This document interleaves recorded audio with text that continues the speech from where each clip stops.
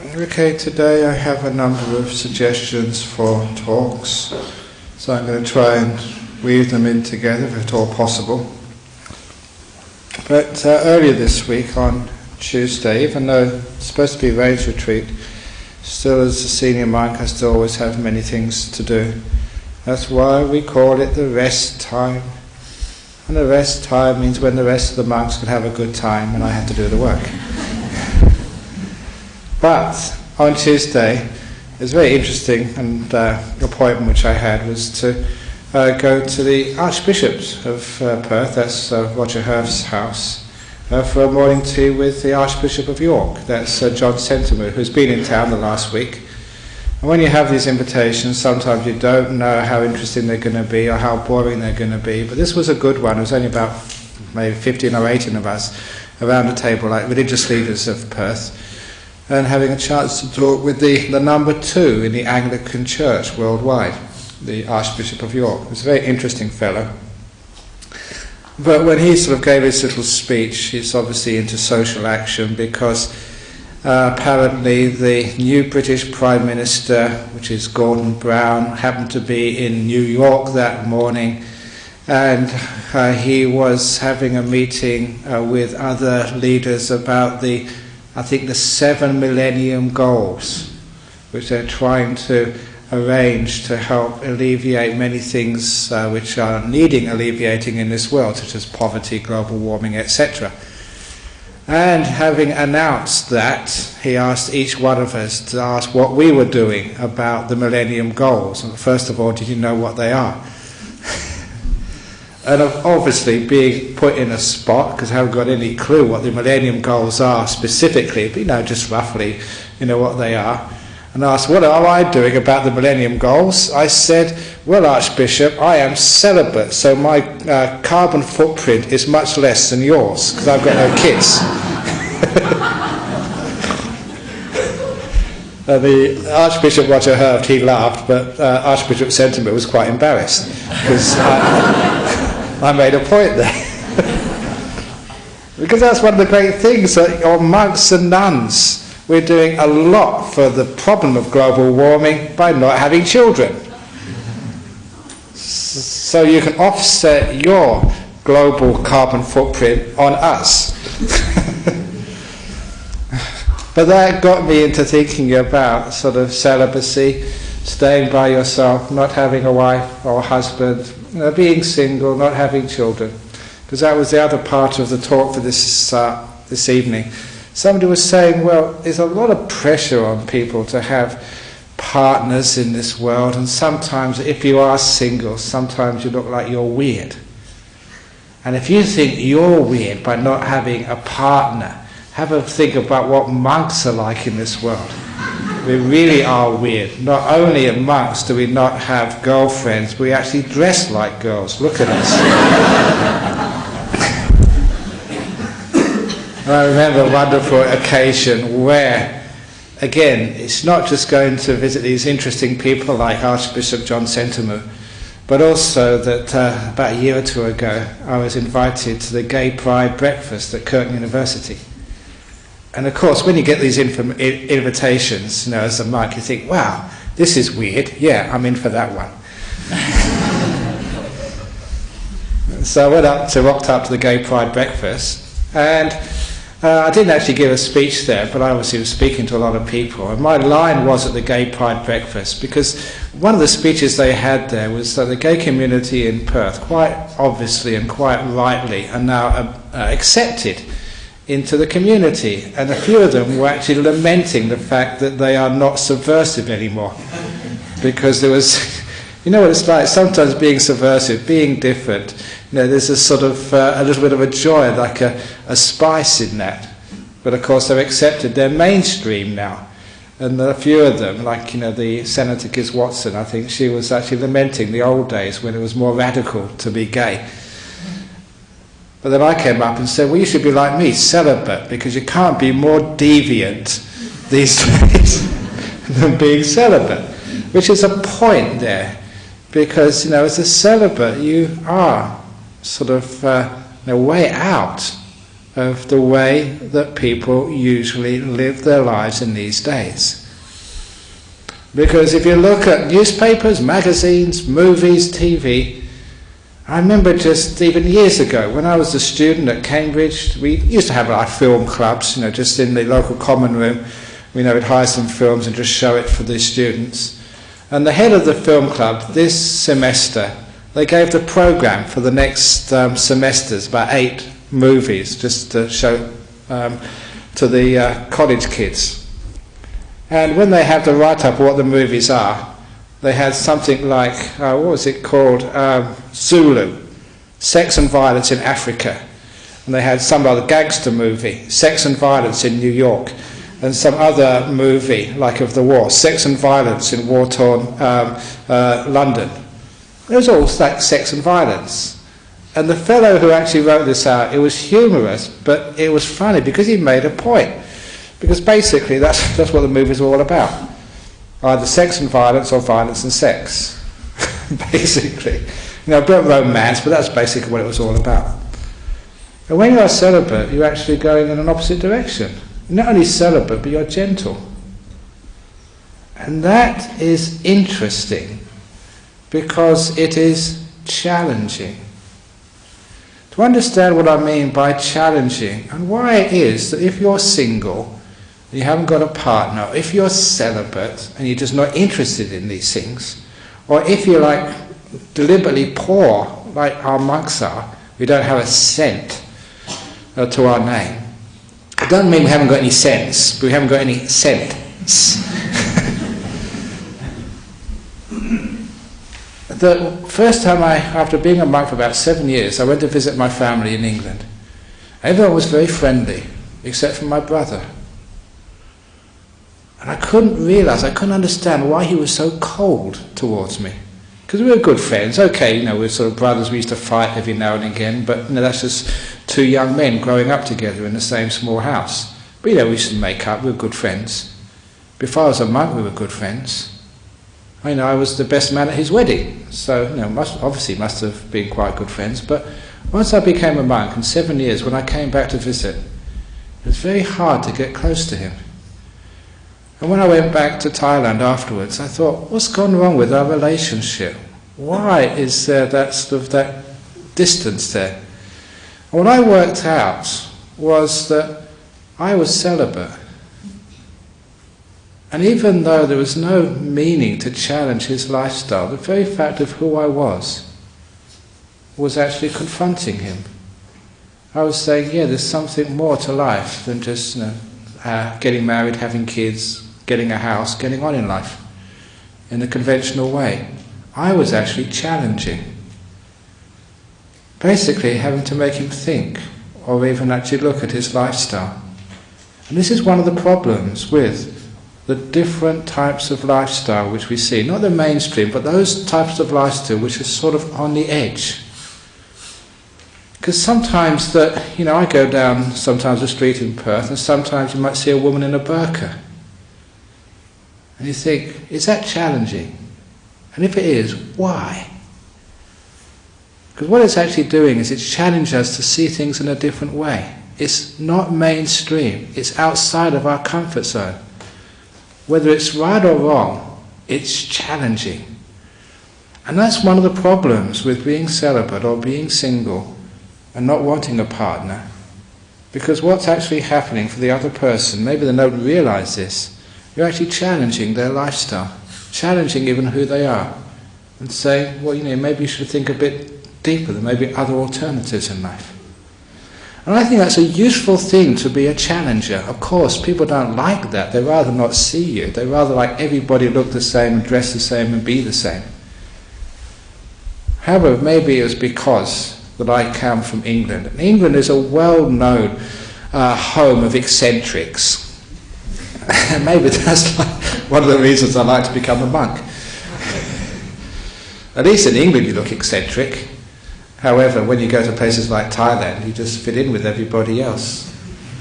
So it's like that story I say of when I was trying to be a radical young man, When I was about 17, I bought my first pair of green velvet trousers. They weren't like ordinary green, they were like fluorescent green.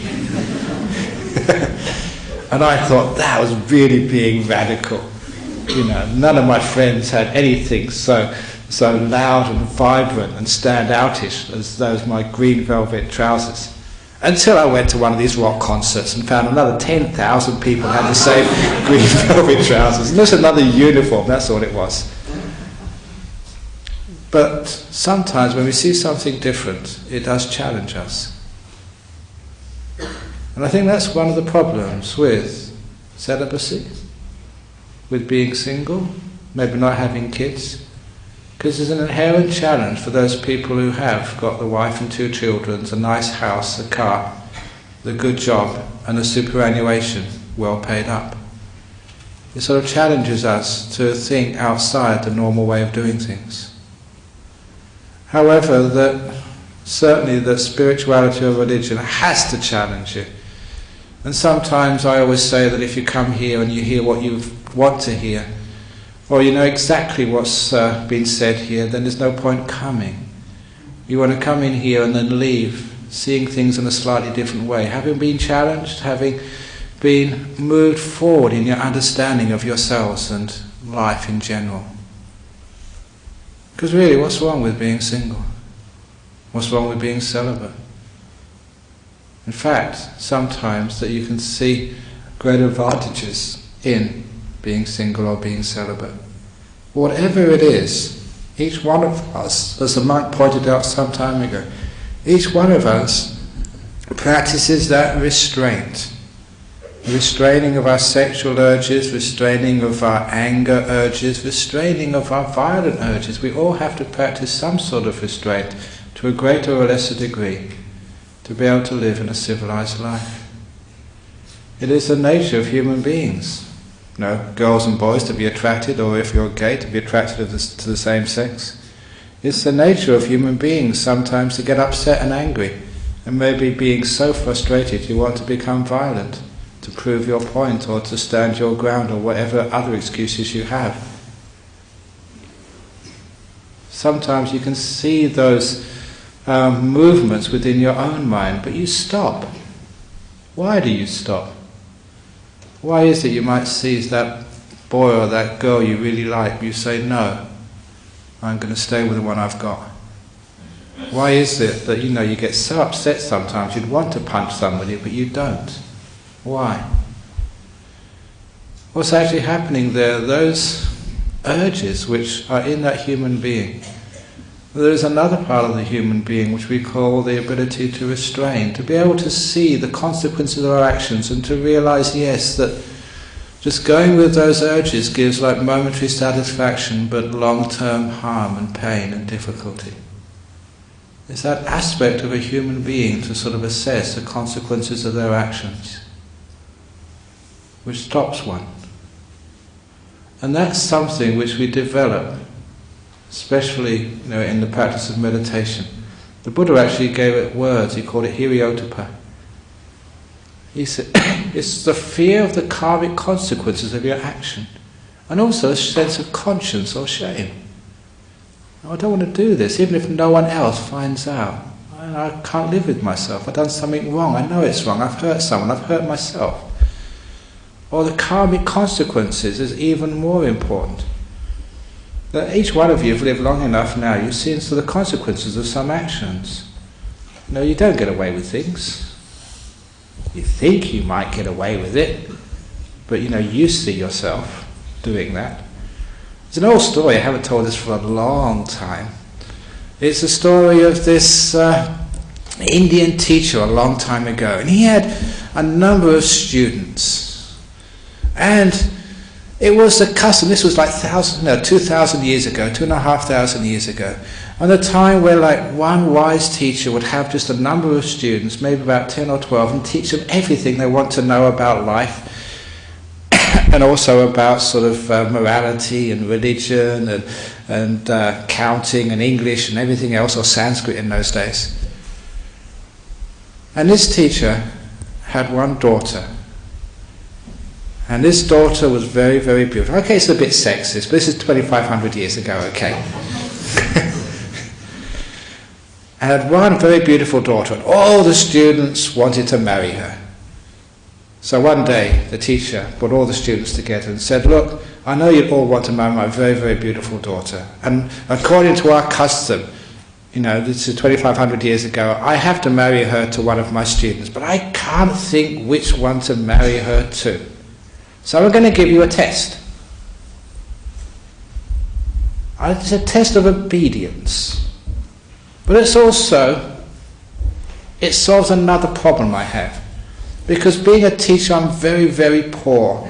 And I know that whoever marries my daughter will need like a house, will need some cooking stuff, will need all the stuff to set up in life. And I haven't got that much money.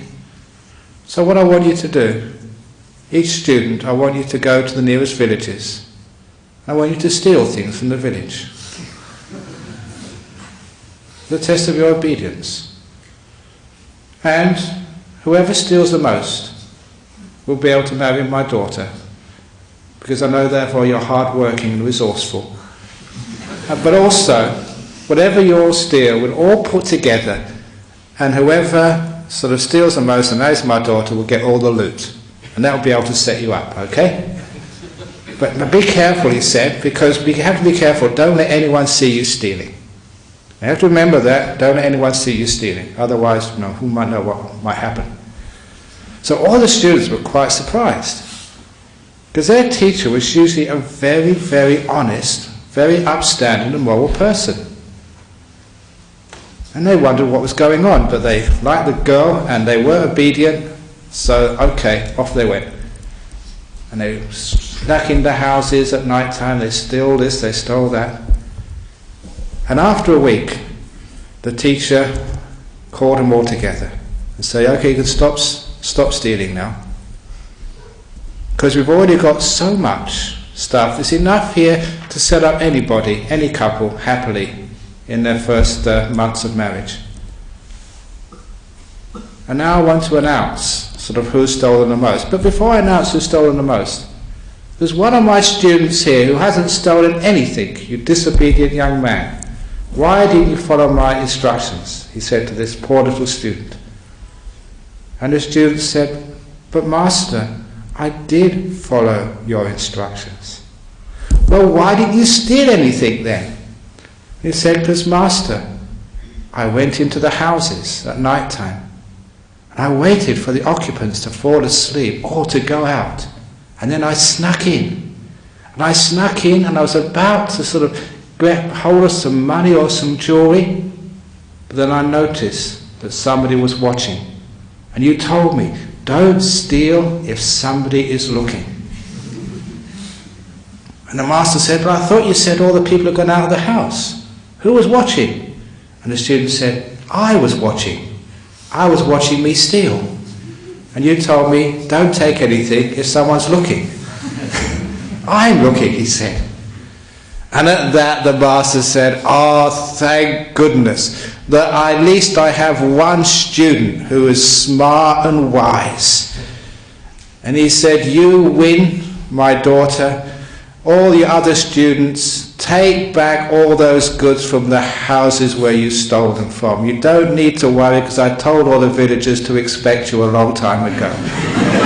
It's a setup, it was a test to see if you understand what morality and virtue is, because whenever you take something, just as this student understood, you see yourself stealing. That's why, if you have any sexual impropriety, your wife may not see, your husband may not see you, but you see you doing that.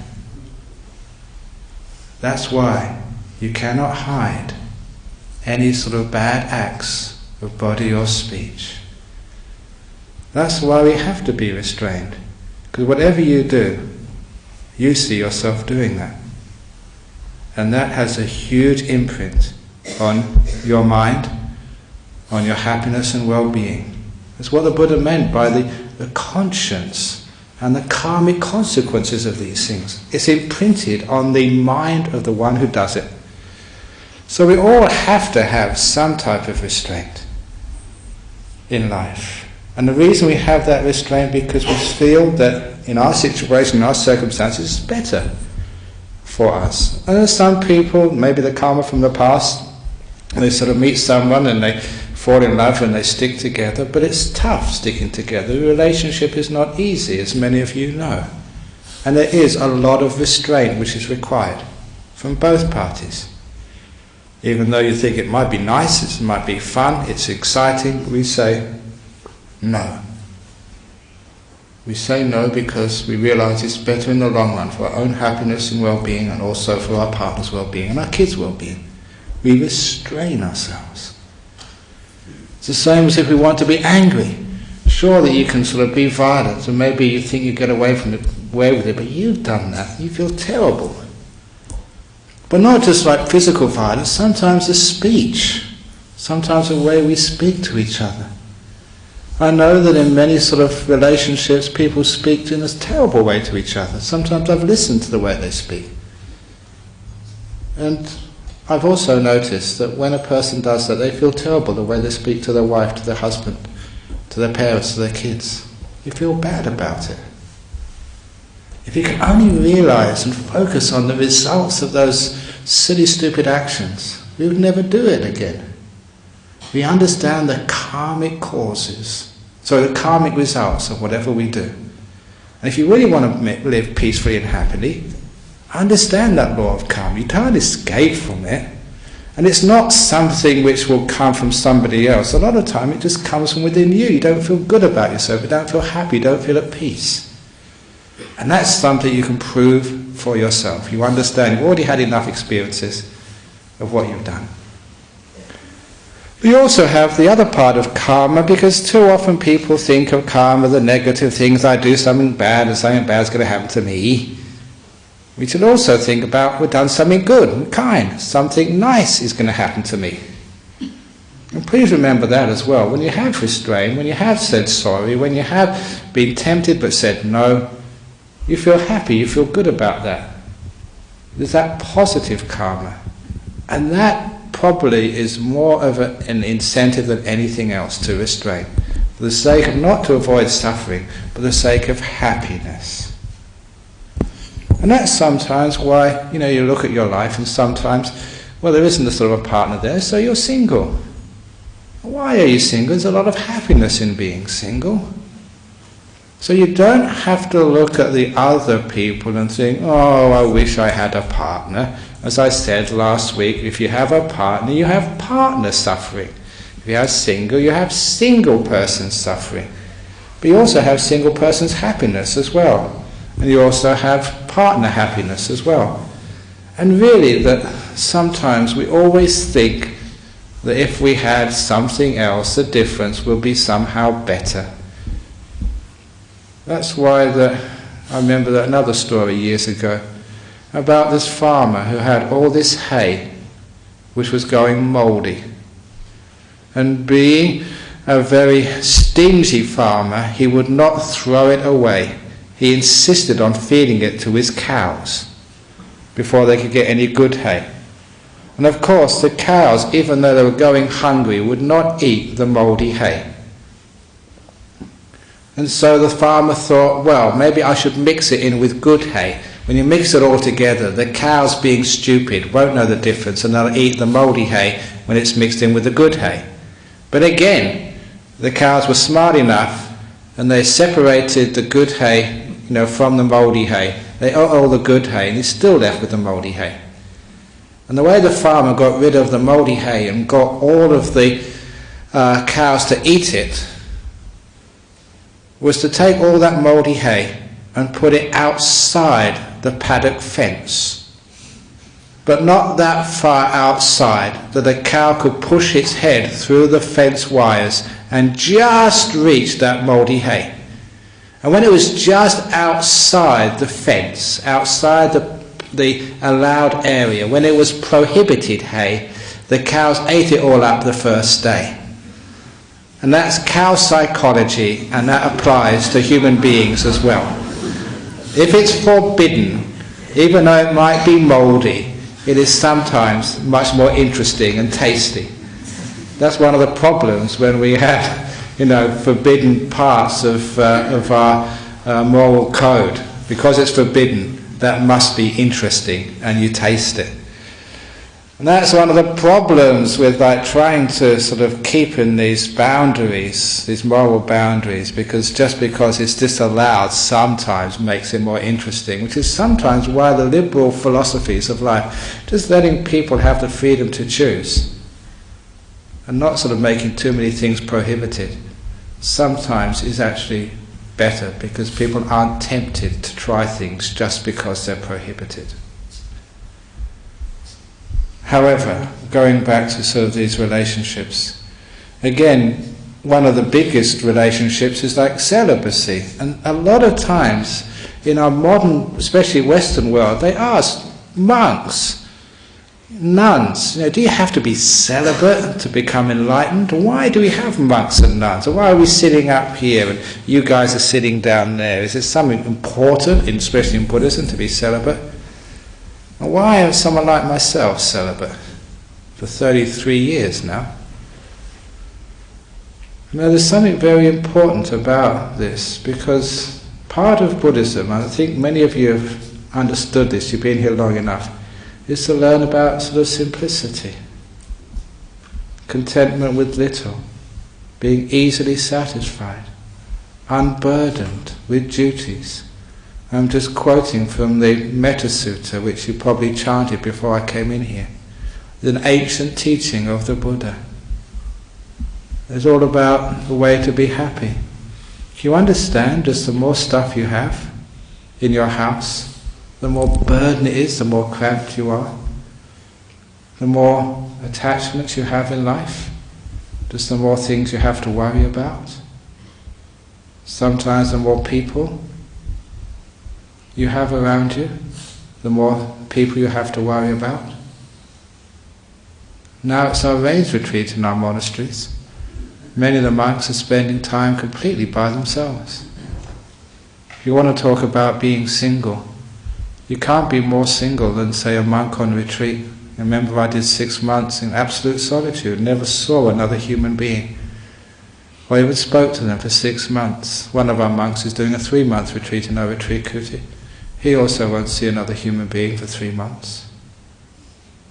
Now that's taking solitude to another level. Why? When I did that 6-month retreat, it was one of the most beautiful, blissful, wonderful times of my life. Because it was so simple, so easy, so still. It seems the more things which one gets involved in, just the more turmoil that creates in your mind. And the more agitation you have, it takes you away from the beautiful singleness of simplicity. We do live such complicated lives. And you know that complicated life? Just coming in from Serpentine this afternoon. The policeman stopped somebody on the freeway down by Barrington Road or somewhere, and the whole freeway was jam-packed, almost up to the Mount Henry Bridge. There's so many cars. It was so complicated life these days. It's the same with modern technology. It is so complicated when things always go wrong. I don't know what it is, but we're supposed to have started our rains retreat on Sunday. And the last week, everything's been going wrong in our monastery. I don't know what it is. I think it's because of too much dana, too many gifts which you brought to our toilets on Sunday. The whole thing blocked up. Talk about donations. That's not the sort of donation we were looking for. And the whole thing blocked up and the toilet started overflowing, they're backing up, and poor old Ajahn Brahm had to spend days digging up until he finally found out what was going on, and it flooded our sewage system and just had to have it pumped out yesterday for a couple of $1,000 that cost us. And not only that, but our sound system failed for recording the talks on a Wednesday night, and even the microphone wouldn't work, and the gas heater outside the kitchen which warms the water for washing the dishes broke down, and our car, the second car, the Suzuki, which we have to run around in, that sort of had an oil leak, and there was no water coming to my hut. Everything was going wrong. I'm thinking some sort of demon must have realised, and these monks are getting too close to enlightenment, we have to stop them, quick. And I don't know why these things happen, but of course, there they are, they happen. But even in a monastery it can get so complicated. That's why most of the monks, by their huts, they've just got little bush toilets, little holes in the ground. They never back up, they never go wrong. And it's wonderful just to keep it simple, and you don't have so many problems. Which is one of the reasons why that people do choose to be single. There's a lot of simplicity in that. And that is actually the attraction of the single lifestyle, if you can do it. Some other people, they can't do that, they do need a sort of a partner in life. But don't think you're doing something wrong, or you're a lesser person for being single. Now, I'm celibate myself, obviously, and I understand just the beauty of that simplicity, of spending time by oneself. But when you spend time by oneself, please don't get married to the TV or to the computer, because many people have got partners, the screen partners. They spend so much time, communing with the sort of the screens. You wonder, I can understand they're not really alone. They're just married to the computer, or married to the TV, or married to their iPod. But if you really understand just how wonderful it is, just being very simple and peaceful, after a while you can really get into it. There's nothing to do. There's no one to speak to. So the mind can be silent and still. You see that what one is doing is one is going out from the world and going inside the mind, inside to a place of peace and stillness. Sometimes people, when they are by themselves, again, they just, instead of looking at the right place, they actually go out searching for things to disturb themselves. I've often noticed, as a monk you don't watch TV, but I remember one TV show which was on when I last watched TV, was the first soap opera, the soapy, was Coronation Street, and apparently that's still going on. All the other TV series, they're mostly finished. But whether it's these days EastEnders or Neighbours, how long has Neighbours been going on? And people still watch it. Why do they watch those things? A lot of times there's always problems and difficulties which happen in those dysfunctional households. It's one of the reasons there will never be a soap opera about Bodhinyana Monastery or Dhammasara Nuns Monastery. Simply because not enough rotten things happen there. It's all just too peaceful and nice and easy. Except for maybe the septic system sort of going bung or whatever. But I often wonder why people like to watch those things. Is because they like to worry about things. They haven't got enough worries already with their partner, or with their kids, or with their job, or with their health. They want to worry about somebody else's partner or job or health. Because we don't know how to be simple. We don't know how to enjoy simplicity, even on a weekend. Because I come up from Serpentine, you see all these cars going down south for the weekend to get away from it all, so they can go be with everybody else. And when I go home, usually on a Sunday, see all the cars coming back again. I really love going in the opposite direction to everybody else. It means you have much more space on the freeway. But why do people do that? They've got these beautiful houses. Why is it you spend all this money on a beautiful house or apartment, and the first chance you have, you go and leave it to go on holiday? Why don't you enjoy the house? A lot of time we don't like simplicity. And when you start to understand what Buddhism, we're celebrating that simplicity. We're enjoying it. We're finding there's a lot of peace there. The less things you have, even sometimes the less people you have around you. When you've only got yourself. If you're a friend to yourself, you're never lonely. That's one of the things which I had insights I had, having spent so many hours, so many days sometimes in solitude as a monk. People would ask me, aren't you lonely as a monk? Don't you miss people being around? I say, no, of course not. Well, then you get lonely. I say, I'm not lonely, because just in that story, there's always somebody watching. Me. Wherever I go, there's always somebody there. Me. And the important thing of being single, of being by yourself, is to like yourself. To be your very best friend. That's why whenever I'm by myself, I never feel lonely. I never crave for somebody else, because I'm very happy with me. Now this is what we call inner contentment. Or if you like, the opening the door of your heart to yourself. If you don't love yourself, you'll always be running away to somebody else, thinking that there you can get your fulfillment. Unfortunately, what happens if you don't love and accept and at peace with yourself, you'll never be able to build a relationship with somebody else which hasn't got fear to disrupt it and to stop it really growing. If you can't love and be at peace with yourself, and you know that definition, to open the door of your heart to yourself, whoever you are, whatever you've done, with all of your faults, not trying to change yourself, make yourself different, with all of your past, all the stupidity, all the silly jokes you tell. Oh, I've got to tell the joke now. I told this just beforehand. I was testing it out to a couple of people to make sure it was funny enough. This fits in here because, in a relationship, you have to be patient. Patience is so important in life. And this is a story about patience. There was this English girl.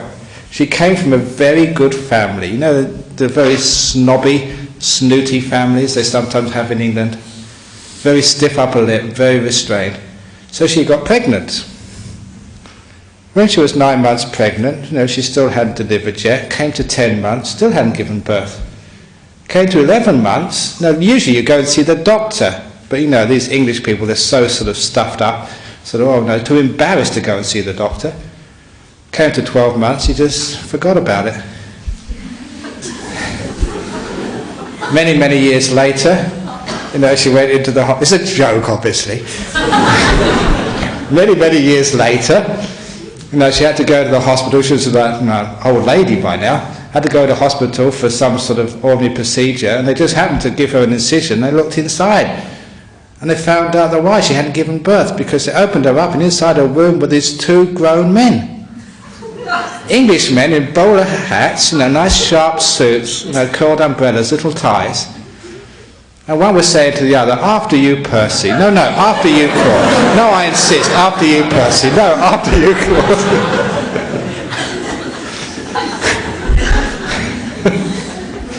I think you understand that stupid joke. But even though I tell stupid jokes, I forgive myself. I'm at peace with myself. I love myself for who I am. That's why sometimes I try the jokes out on myself, and I laugh at around jokes sometimes. In my cave of serpents, if you hear any laughter coming out of there, it's me laughing at my own jokes. Why not? So if you're at peace with yourself, if you love yourself, if you forgive yourself, you never feel lonely. You're content with little.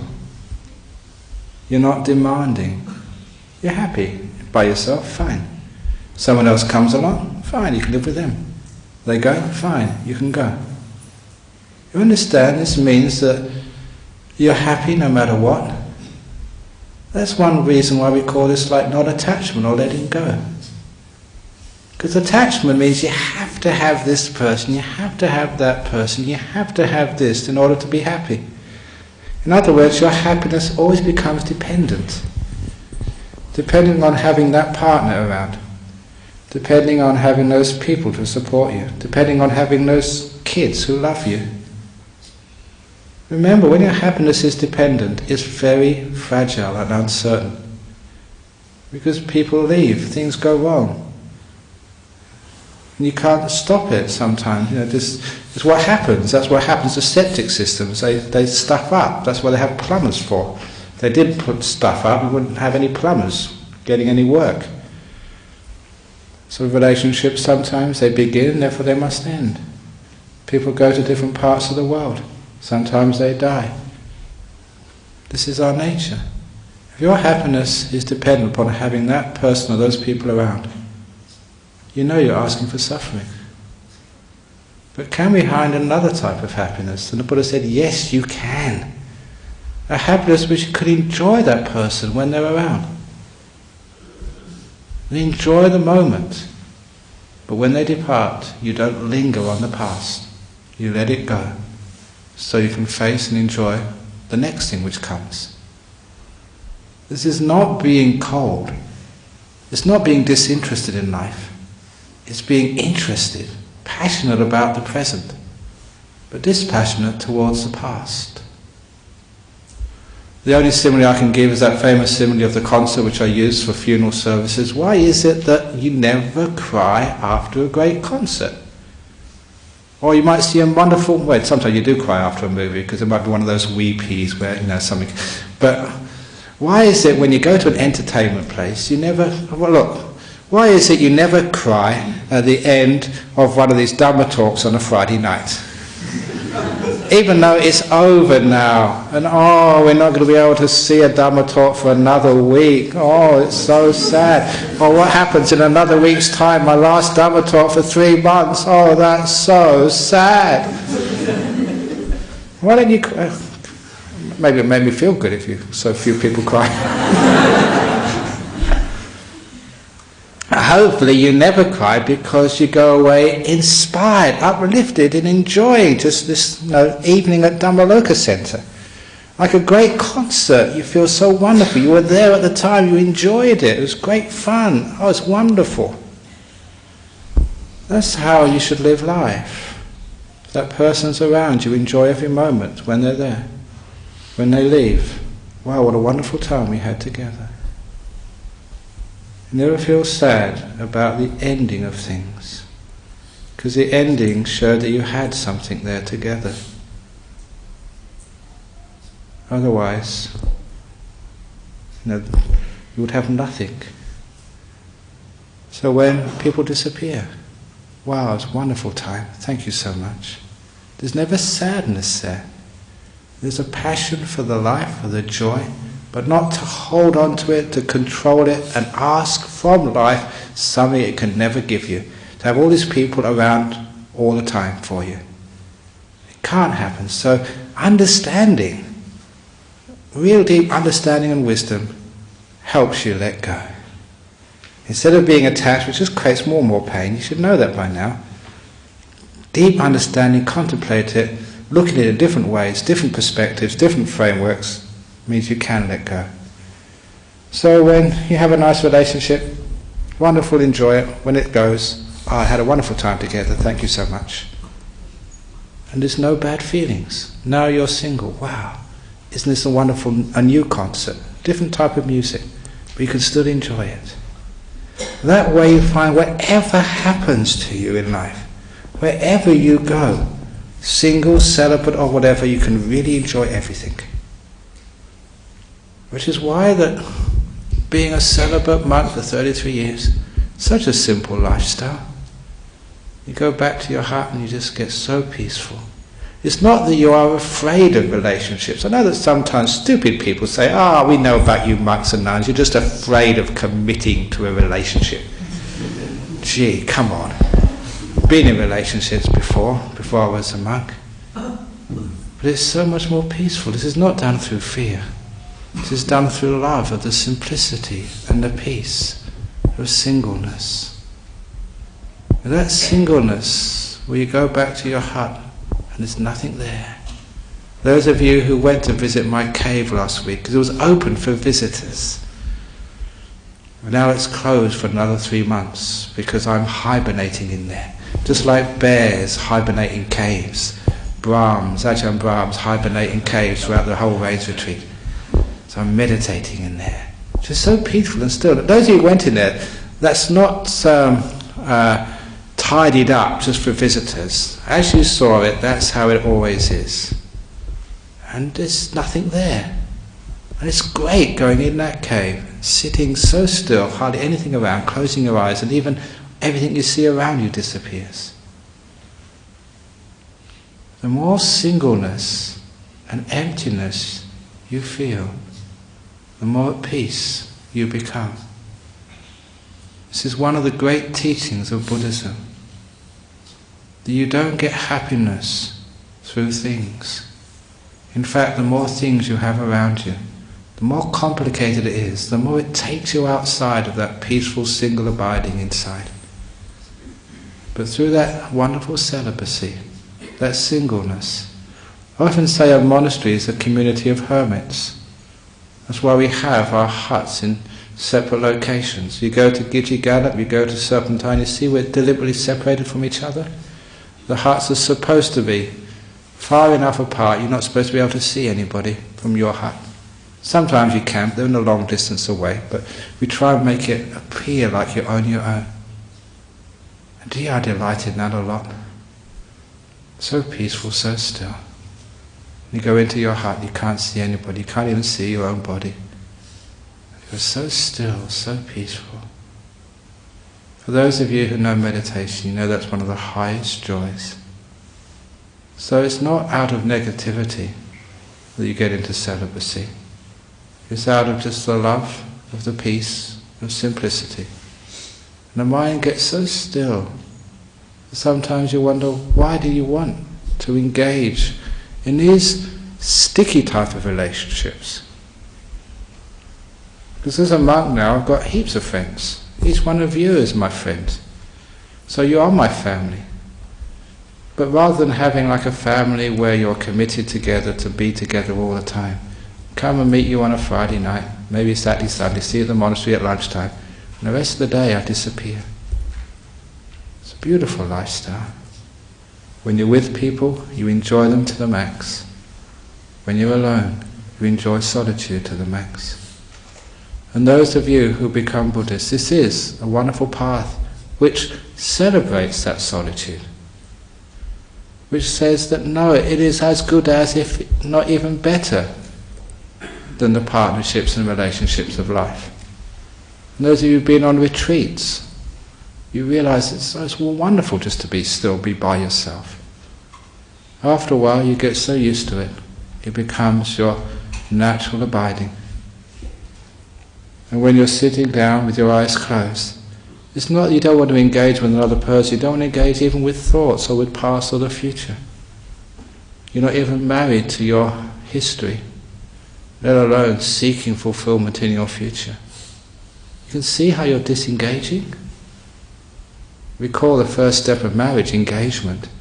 The first step of stillness in meditation is disengagement. You're separating, being alone, being single, with a single mind. When you start to develop that, you find that singleness gives you more peace and happiness and fulfillment than you can ever imagine. That's why people start as monks or nuns and they stay for many, many years. Those of you who've known me, some of you know me for many, many years, you know that I'm a happy monk. I'm not a monk because I've got nothing else to do in life. It's not like I think I said last week, was it here or somewhere, someone once asked me, Ajahn Brahm, did you become a monk because of a broken heart?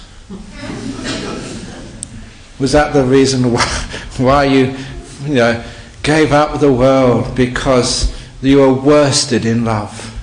Did you become a monk to forget? And of course I answered, no, I didn't. And they said, yes, I was right, you have forgotten. Which is logical. It's not right. I think I said that last week, but who cares? And that's not why you become a monk. You become a monk, or you're solitude, or you're by yourself because you're happy to be like that. And after a while, you don't need to worry what other people say about you. or what other people think of you. It may be your mother might be getting on your back. Daughter, you're 36 years old, you still haven't got a guy. I'm not going to get any grandchildren. Tell them to go and get a cat. They're much quieter than screaming kids. Or a little doggy or somebody, and they can love that just as much. But anyhow, just stand your ground, because if that's how you want to live your life, it's a good life. And it is true, to come back from where I started, our world is overpopulated, and that isn't a joke. We know there's too many people in this world, which is one of the reasons why you have problem with water, with traffic jams, with global warming. We're a small planet, a growing population. So it's wonderful, actually, to be single. And if you really want to look after a kid, maybe go and adopt one or something, one's already been born. Because otherwise, where are we going to go in this planet? We can't keep on expanding the number of human beings. So one possibility, and one I think important possibility, is to celebrate more singleness. To learn how to be at peace with oneself and not always being defining oneself in the family or in the society in which one lives. It's not the family which is the fundamental unit of society, like some people like to think. It's the human being is the fundamental of human society. So don't think you're second class because you're not part of a big family, because you're not married.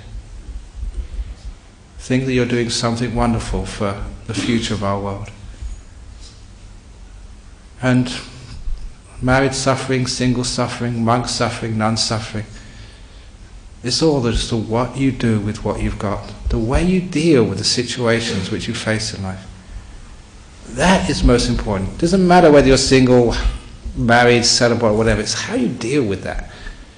And if you really know how to deal with it wonderfully well, gee, being single is great. Especially being celibate, being alone, spending time by yourself. But please, please, please don't waste it in front of a TV or the video screen or an iPod or a computer. If you have got the good karma to be single, enjoy it. Spend more time just being in the garden, communing with nature if you like. Being still, letting nature talk to you. Listen to the birds rather than the babies.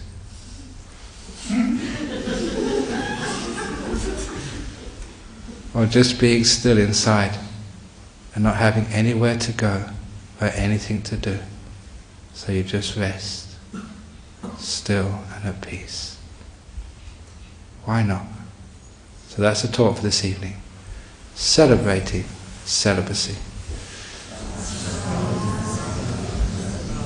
Okay, any comments or questions? Because that's actually what people ask me to talk on: celibacy, on relationships, being single, and letting go of especially kids if they sometimes get taken somewhere else and you can't look after them. Value singleness and silence. What you value helps you to let go of the other. Okay, any comments or questions about this evening's talk? Oh, comments or questions? Yes, thank you. I just found that there was so much to think about, I don't have any questions.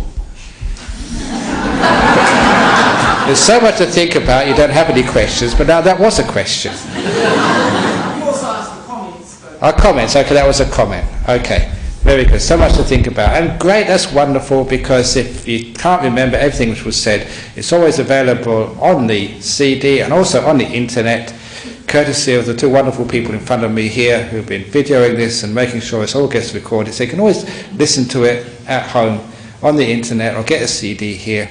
So what you can't understand here, you can actually listen again. And after a while, you can go to those still places of the heart, the cave inside of you, where I'm going to be hanging out for the next week. See you there. Okay, thanks a lot.